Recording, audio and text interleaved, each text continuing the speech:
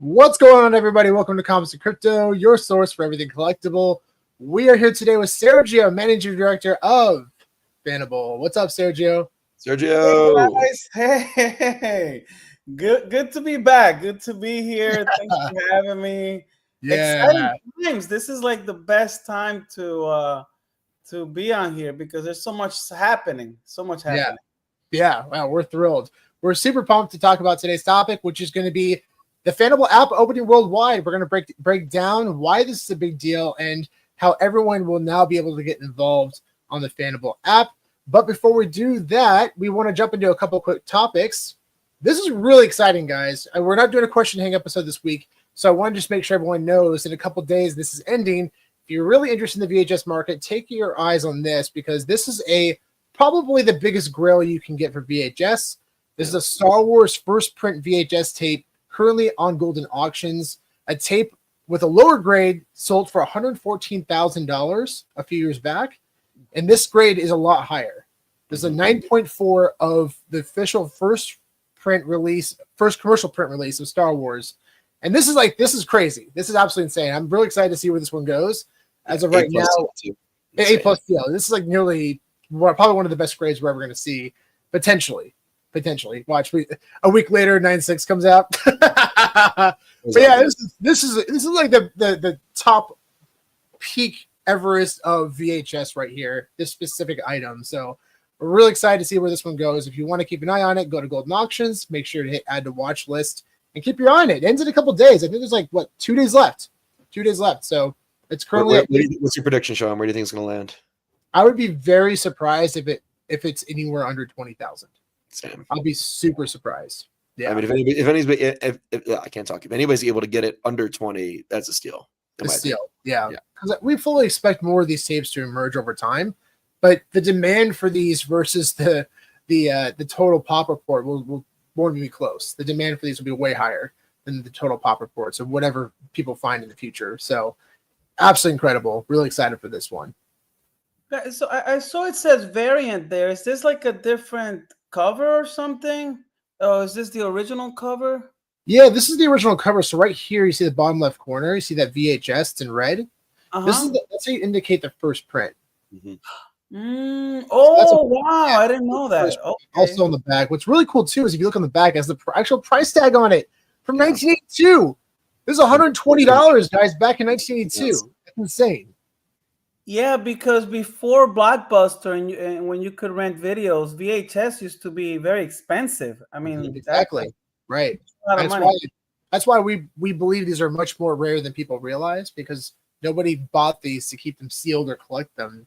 This costs like $400 to $500 in today's value back then. So there was, and also nobody had the collector's mindset back then in terms of, this could be worth a lot of money in the future. People bought them to watch them.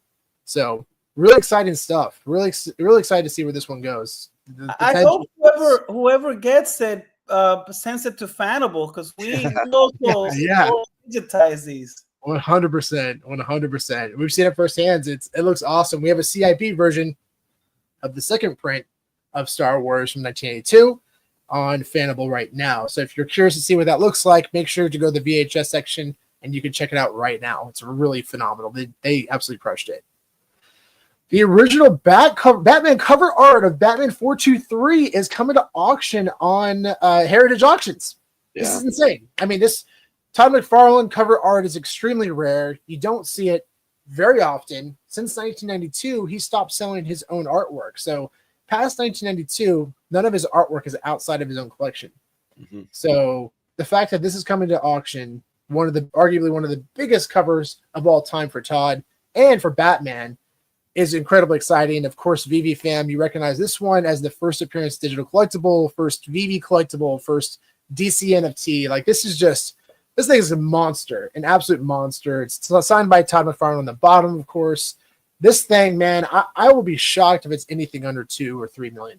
It did, yeah. It was so cool seeing this thing in person at Comic-Con. Like you can see the actual brush strokes on it too. Like it's super, super cool. It's stunning. It's stunning. And I think a lot of it's not just the comic itself, but it's the fact that Todd's cover art is so hard to find and so rare, especially for significant comics. So people probably will likely FOMO into this, which could push it. I wouldn't be shocked if Todd tried to get it back.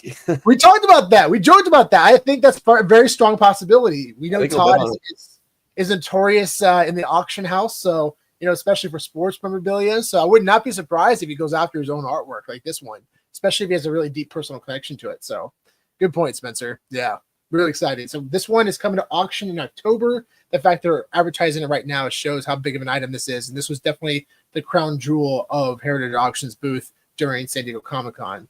Very cool to see it in person. Sure. Before we move on, let's say hi to some people. Yeah, we got a bunch of people joining us today. What's up, Ronnie Lido? Yo. Yo, Ronnie, Chris, thanks. Chris, what's up, buddy? D1. Hey. Hey, D. Got the Slops McFlops. Yo, Slops in the house. One of my favorite names in the game. Extra sloppy. What up, Aaron? Aaron, what's up, buddy? Yeah. What's up, VeVe Meister? Our German brother. Good to see you. Thanks for joining us so late. That's awesome. Thank you. Facts. Thanks for joining, everybody. So Detective Comics 31, arguably one of the biggest and most significant comic books for Batman ever, especially his cover art. This comic on Candy Digital sold at a retail price of $20 for 2,000 total editions. The other day I went on and I saw that the floor is now $250 for a pack. This shows the significance of why digital collectibles should be sold as packs, because people are holding them, and we've seen this in the physical space. We've seen packs from like 1952 tops where you can get potentially a Mickey Mantle rookie card worth millions of dollars. Those packs have sold as high as $68,000, I think 80 at $100,000. I know for sure 68,000. I looked the other day on a tweet that we did maybe a year ago. 68,000 for a pack that was worth 5 cents. And now we're seeing this comic, people actually, they're looking and understanding the value of this thing. Man, they're excited about it because it's showing by the pack resales, which is now 12.5x retail, which is insane. And who knows where it can go. It's crazy. It's absolutely incredible to see it, to be honest. Yeah, I'm really excited to see this. Spencer, Sergio, what are your thoughts? Well, this is a big one. And I know that there was a recreation of this cover. What is the artist's name? In fact, that was on one of Fanable's drop. The Gotham, from Gotham to Metropolis drop. That was the Grail, the one that recreated this cover. And I can't remember the artist's name, but yeah, this is a beautiful, stunning comic. I'm happy to see the prices going up so high. Wow. Wasn't it Bob Kane who did the original cover art for this? For this one, perhaps, yeah. I think it was Bob Kane. Yeah, incredible. Yeah, I mean isn't Batman 227 the one that sort of recreated this cover, and it's also very popular as well. Right. Yeah. I think it was Bob Kane that created this cover originally. It's incredible. This is the legendary, only has 100 editions, and it's at $700 floor right now. The cheapest is the common, which is there it is. Yeah. No, that's who did that cover? Neil Adams. Neil Adams. Yeah, thank you. Neil Adams. Yeah. Legendary Neil Adams. He kind of recreates his cover, but it also became an iconic cover by itself. Oh, totally. Absolutely. That's considered one of Neil Adams' best covers for sure. Yeah, that's awesome. So again, guys, artwork for that one. Yeah. Are you hearing that video? I hear an echo. No, I don't hear an echo. Okay, I think you left. Okay. It's gone. We're good. Okay. Game on. Well, yeah, this is a good reason, a perfect example of why we like seeing packs, for digital collectibles. Hopefully we can see that in VeVe in the future, but it's really awesome to see this, our opinions on this stuff kind of come to fruition and our feelings about it. Really exciting, especially for these grails. And it's kind of, you got to decide, right? Well, am I going to open this thing up or am I going to keep it sealed? It's kind of like for the grails, especially, it's tough. It's tough to decide, but the fortunate thing, you have that opportunity to decide. So yeah, it's exciting to see where these are going to go in the future, especially for the bigger comic books as well. And we know Candy Digital originally did not allow packs. They didn't have packs. You just bought them and it just popped up in your account. So there's a transition that they made over time as well. So we could potentially see that on other platforms. And of course, we've seen it on Fanable with the curated mystery cases, which has been amazing to see that. Really cool. So each of those digital packs contain an actual physical comic book stored in the Brinks vault, which is just insane in the best way. It's so cool. I've had a hard time not opening my packs. I know. Yeah. I've pretty much all of them. Yeah, I think the very first Candy Digital, back when it was Palm NFT Studios, wasn't it Superman #1, the very first DC comic, right? Mm-hmm. Yeah. And the Legendary, I remember it hit 10K at one point. Totally. The full price. That was nuts. I still have mine. I landed on the drop. Oh, nice. I got the rare variant of that one. Nice. Still solid. Still very Those are all, super scarce. Those are going to be monsters. I mean, the Legendary even now is still around 5,000, which is just that's incredible. I mean, it shows the value of that comic. Yeah, because I think it was 3,000 total editions, if I'm not mistaken. Yeah, that's correct. Yeah, 2,000, super scarce for a comic of that magnitude for sure. So recently we had a bounty out for 1968, $5,000, guys. We've been talking about this comic for years. We were super thrilled about it. Yeah, we were hoping that we were going to see it. And it was a perfect timing. We're seeing Shia LaBeouf being introduced to the MCU, her first appearance comic, and also one of the most iconic covers of all time.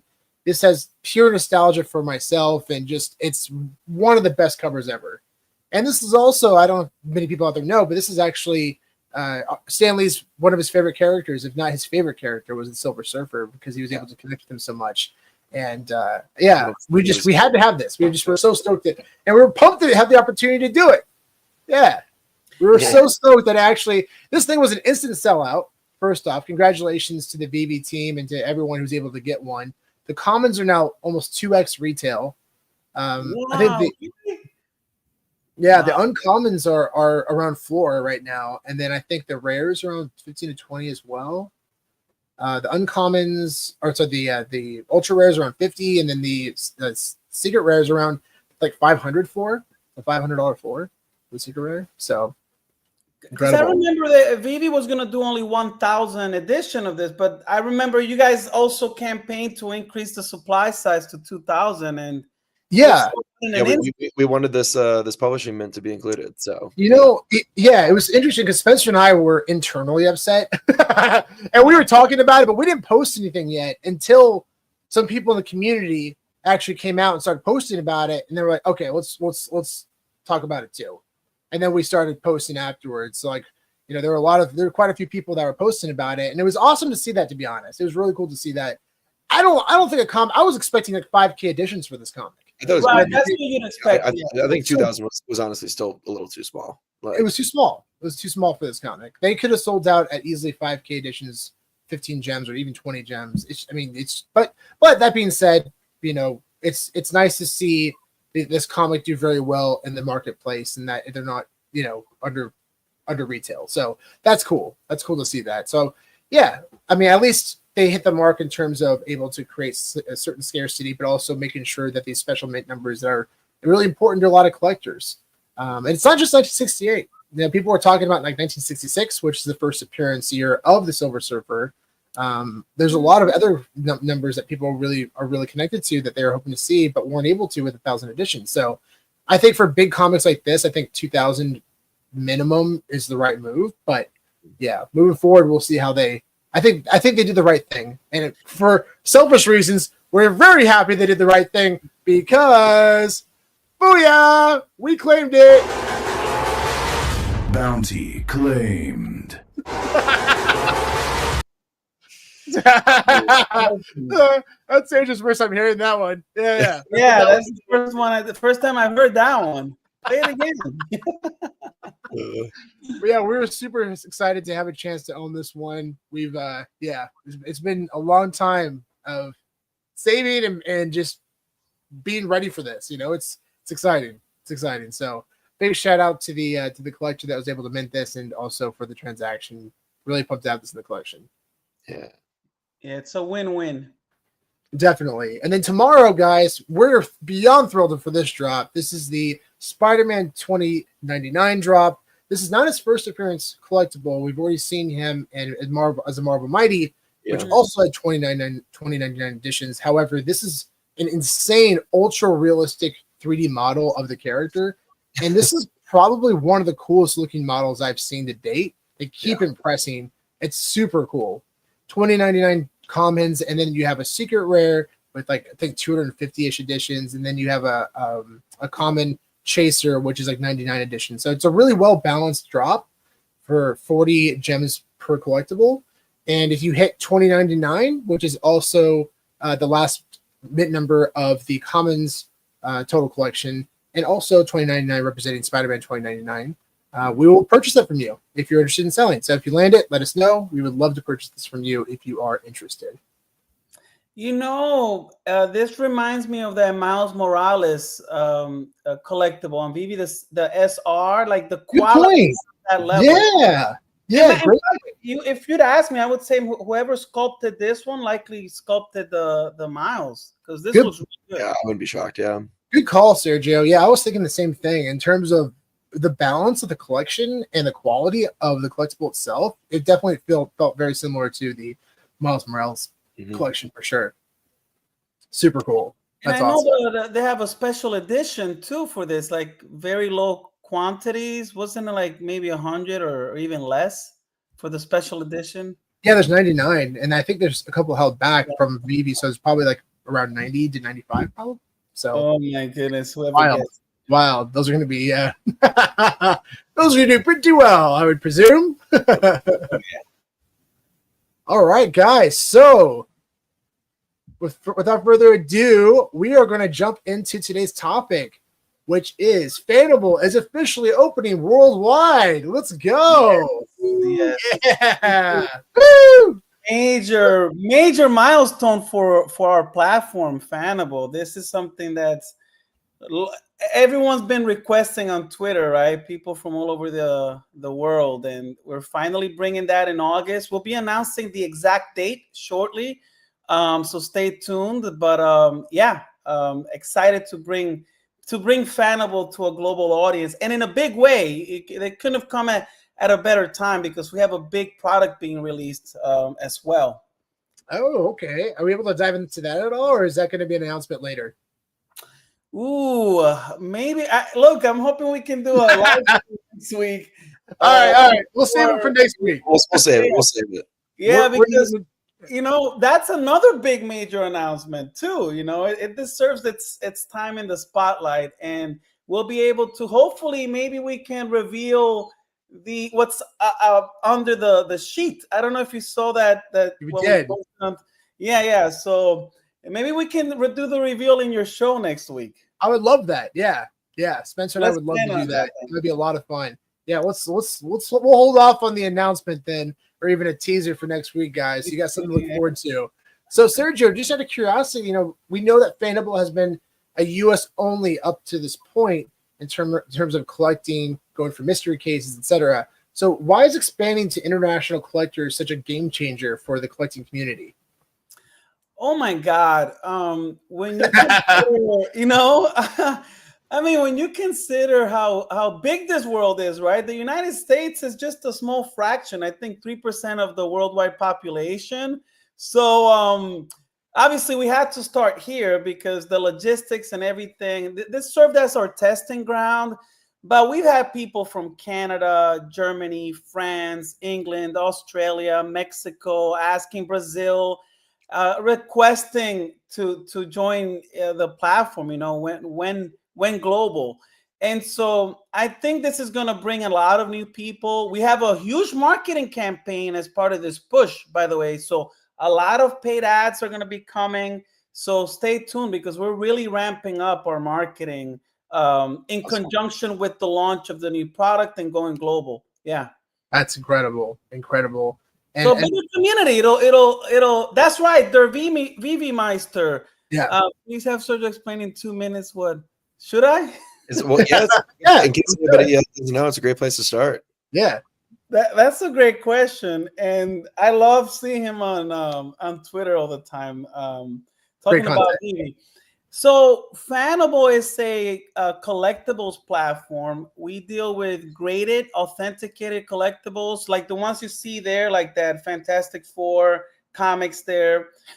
Exactly. So we don't do raw books. We do graded books. We vault them at Brinks. So they're at a secured Brinks facility in New York City. We insure them. So they're insured. They're stored by Brinks.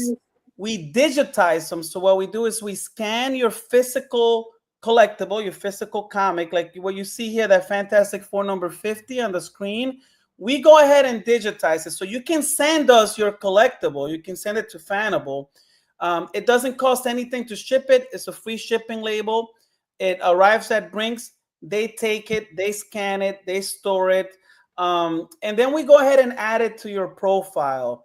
From there, you can just keep it in your collection. We also don't charge for storing or for insurance, right? Or you can trade it, right? It frees up space. I mean, I think a lot of us can relate to the fact that we put our comics in the attic or in a closet and forget about it, right? But you can download the app on iOS or Google Play and look at your collection whenever you want. And these are the type of renders. So you see how it's presented. This is what we do. Also, a big component of it is that you get a 2% perpetual royalty. When you send an item in and someone buys it from you on our platform and that item keeps reselling, you get a 2% royalty on that item in perpetuity. So especially for our German friends, right? It's sometimes hard to get a hold of these graded comics, right? This is one way that you can own graded physical comics. So all of the collectibles are physical. They're backed by a one-on-one NFT. So that comic you see on the screen, that's the exact comic that's vaulted. That's not just some kind of replica or a different copy. That's the exact comic. In fact, if you want to scroll down a little bit and go to the CGC, scroll down a little. Yeah, you see there? Yeah, if you click on there, that should take you to the certification number on CGC for that specific comic. Yeah, there you go. There, exactly. So it's this exact copy, right? So it's another cool thing, right? You can see what you own and what the grader said about it. And of course, this is all on the blockchain. We use the Epic blockchain, which is a layer 2 Ethereum blockchain to mint all of our collectibles. Yeah, that's incredible. I mean, the guys, again, this is what Sergio said. This is an actual physical comic store in the Brinks Vault. Using NFT technology gives you an opportunity to have access to it at all times. So think of it like you have a comic book stored in a bank vault, right? You don't have access to it unless you go back to the bank vault and take it out of the bank vault. However, with Fanable, you do have access to it at all times because of the NFT that's tied to it. It's tied to the physical. So you can sell it. You can store it in your collection. You can just enjoy it, take a look at it every day if you want, or like I said earlier, sell it. And then it can trade hands, but it will always stay in the Brinks Vault, the physical, until it's redeemed, which then the NFT will be burned and be shipped, and the actual physical item will be shipped out to the collector. So really cool. So I hope that answers your question. There was another question right here. What's the difference between Fanable and VeVe? So that is the big difference. Everyone knows that Fantastic 450 is also available on VeVe, but in digital format. There are, I think, 2,000 editions of this comic in digital format. It's only in digital format. This is an actual physical comic that's connected to an NFT. So that's the difference between the two. And if I may add to that, Sean, this is a great way to get a physical twin of your VeVe NFT, right? So I love collecting digitals on VeVe as much as anyone. And I was hoping to get that metallic red SpiderMan. I bid 100,000 and still nothing. Yeah. Anyway, that's another topic. But this is a way for you to own the physical. Another point I want to make is that you can redeem the physical out of the vault whenever you want and have it shipped to you. So it's, yes, you own the physical, but if you choose to have it in your hand, you can have it shipped as well. If you choose just to store it, you can also do that, which is what most people do. Only about 3% of our users redeem items, and that's standard. Yeah. And that makes sense, guys. So basically, you have an opportunity to store your physical collectibles in your pocket at all times. We do that with digital collectibles already. We understand the concept of that. But now imagine that these are actual physical collectibles stored in a Brinks vault that you have access to in your pocket at all times. That is incredible. That's incredible. And Yeah, I also wanted to note, so we're talking about comics here, but Fanable also is going to be focused in the future on other collectible categories, like there we go, like video games, trading cards, VHS, toys. So this is actually our tape, guys. Yeah, this is our tape. We actually got this graded. We bought it raw. We got it graded.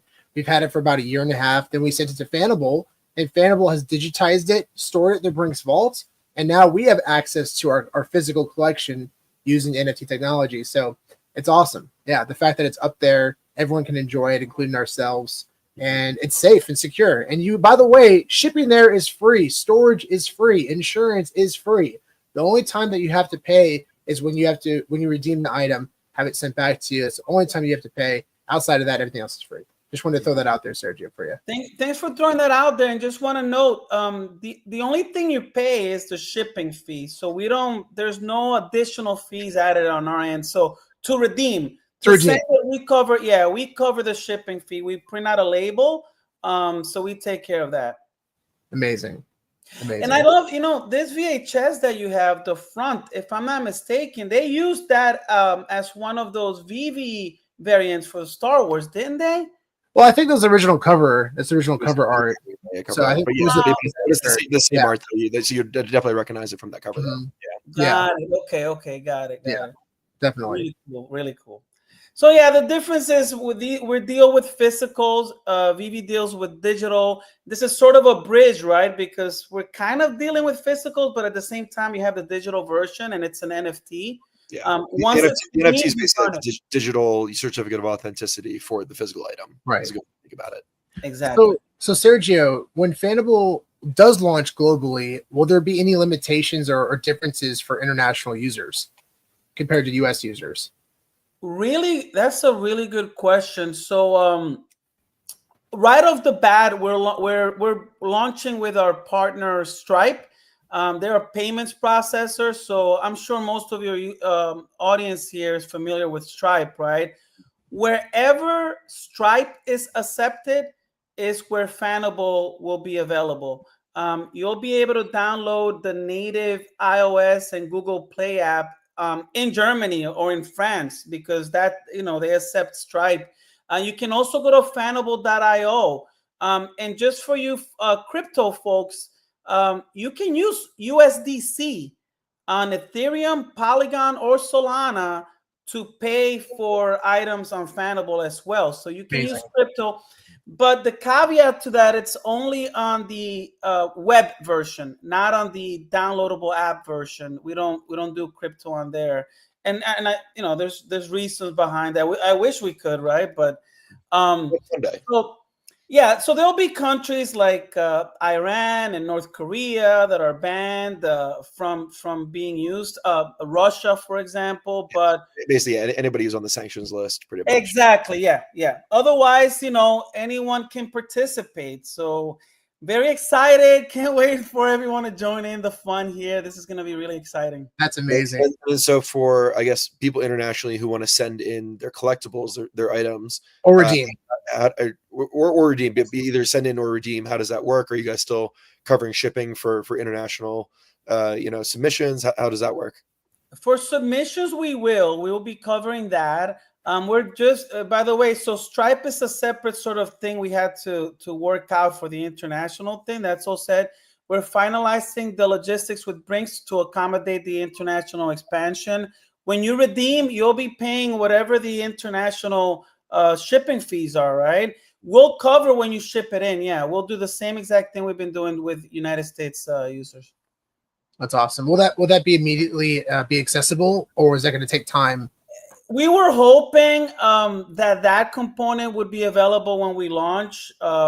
It's looking 50-50 right now. So the physical shipping and redemption may not be available right at launch. However, the buying, trading, every aspect of the app other than that may not be available right at launch. Okay, so that's important to know, guys. Everyone internationally outside of the US, it's very possible that you could be purchasing these collectibles on Fanable, but you won't be able to redeem them right away, or sending in collectibles right away. It may take a little time for that transition to happen. Is that correct, Sergio? Is that I'm glad you mentioned that, because we just finalized a little pop-up as a backup, assuming that that's not ready. So international users will be met with a pop-up explaining that, Okay. If by that launch is not ready, then that's what you'll see, and they'll be greeted with that the moment they go there. Okay, sounds good. And Sven has a question. If you send in from Europe, a collectible will be stored in Europe. I believe it'll be stored in New York. Is that correct? In New York, right. They're all stored in New York right now. And I'm sure eventually the plan, though, is to have facilities in other continents to make it a little bit more efficient for people to send in, right?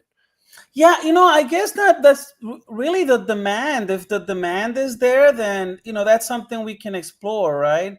But right off the bat, in order to do that, you got to buy all new scanners for that new location, and that new Brinks location in a new continent and all that. So it's definitely a big startup expense to get started in a new place like that. And speaking of which, maybe I'll give you guys some alpha since we're on the topic. We're out. Actually, we're going to be announcing that next week. I think Monday or Tuesday, but officially. But I guess this is the unofficial official, since I'm the person who's delivering this, right? Yeah. But we're going to be expanding our storage facility with Brinks in Texas. So their Texas facility, we're migrating. Right now, they're focusing a lot on gold and silver and all this other stuff. And the storage space that we have right now, we've outgrown it. So we will be making a migration to their Texas facility. Same, it's climate controlled, same insurance, same security, same company, Brinks, right? So we'll be putting out a notice about that next week. Cool. Incredible. That's awesome. Mm-hmm. And Yes. guys, I'm sure everyone has faced these issues internationally. Shipping is a nightmare. I've dealt with it personally. It's really difficult. There's a huge barrier of entry for collectors worldwide, which is why digital collectibles were so fascinating and why they were able to resonate with people around the world so quickly. So this is an opportunity for you to collect physical collectibles around the world without having to deal with shipping. That's amazing, guys. That's an amazing opportunity. So I'm so excited that Fanable is opening this up to everybody worldwide in just a couple weeks. So cool. We're thrilled for it's coming. Yeah, within the next couple of weeks, sooner than you might think, actually. So yeah, we'll release the exact date next week. We're excited, guys, and maybe we'll do the reveal on the next stream for the big product launch. Yeah, we love that. We love that. That'd be amazing. And final question, Sergio, as managing director, what are your top priorities for Fanable's growth and impact right now? Okay, so obviously with the global expansion, right, we intend to significantly increase our user base. But bigger than that, we have a huge advertisement push, marketing budget, a proper marketing budget. Up until now, other than doing some sponsoring, right, we haven't done any paid ads, right? So you're going to start seeing, when you go to Facebook and log in, you're going to see Fanable ads. When you go to Instagram, you'll see Fanable ads. We incorporated that, what is it? Like the meta pixel thing that you inject into the website so that you get retargeted. And there'll also be some keywords. So when you go to the iOS store and certain keywords are typed, you're going to be met with an invitation to download our app. So we're doing a big marketing push. Part of that too is a huge comic that we have right now. It's the biggest book released in the past 60 years. I mentioned that at the stream on a different stream, but it's a grail of grails. There are only two other grails that I can think of that's ever been published in comics that is bigger than this book that we have, and that's Action Comics #1 and Detective Comics number 27. Outside of that, this is as big as it gets. Incredible. Wow. We're thrilled to see what that is. Whoever wins that, it's going to be wild. It's going to be face melting, for sure. Face melting. This is actually an interesting question from VeVe Meister. Before I sign up, is there a referral code? Will there be a referral code in the near future? We have a program called the Refer a Friend feature. We were hoping to launch it along with the global rollout. We're a week or two behind schedule on that. So expect that by the end of the month. That's our goal. And what it will be is a referral program. You send a link to your friend. You both get a random credit balance added to your Stripe account on Fanable between $5 and $25 that you can use towards a purchase, a primary purchase, not a secondary purchase. So you can't use it towards buying secondary marketplace items. But if you participate in a mystery box, you can use it towards that. Mhm. Very good. That's And awesome. you'll both get a random credit. Your friend and yourself. Yeah. Very good. Can I ship from Cape Town, South Africa as well when international shipping international and redeeming internationally opens up? If Cape Town, South Africa is on Stripe, if it's accepted by Stripe, then yes. Oh wait, you're talking about shipping, not paying. That'll be a Brinks logistics thing. I'm assuming they take South Africa as well. Good question. We'll post this on our website, right? The list. So, but good question. I'm not 100% sure, but I would think that Brinks does. Yeah. Okay. Very good.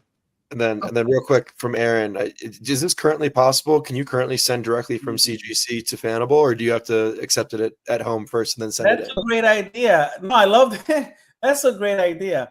No, right. I wish we had that, right? It would be great to send in your raw comic. If I'm understanding what Aaron's saying, basically you have, and most of us, right? That's what we have is mostly raw comics, right? That's not great. Wouldn't it be great if you can just ship it to Fanable and then it gets graded through that process?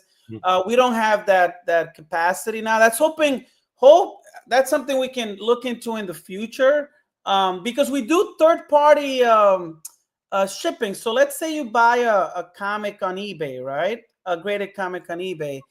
You can add the Fanable address and then go into your profile, add the tracking number, and then that way we know that that comic you shipped from a third-party service like eBay will be linked to your profile. But we don't have a grading partnership, although that would be nice. Yeah, that would be. Furukomi is asking, does moving to Texas have anything to do with lowering financial costs? I know you mentioned it was more about space, so it sounds like that's. No, I wish that. I actually asked them. I said, look, would it be cheaper, right? And so they're charging us the same rate they were in New York City.